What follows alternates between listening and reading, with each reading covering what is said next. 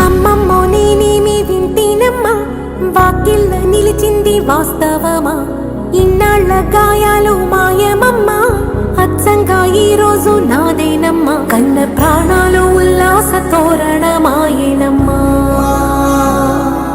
కంటి చెమ్మల్లోనూ నేడు సంతోష ఛాయలమ్మా. నమ్మలేని కలలు నిలిచే కనుల ముందే, ఈ నిజము చూసి కాలమిప్పుడు కదలను అంది.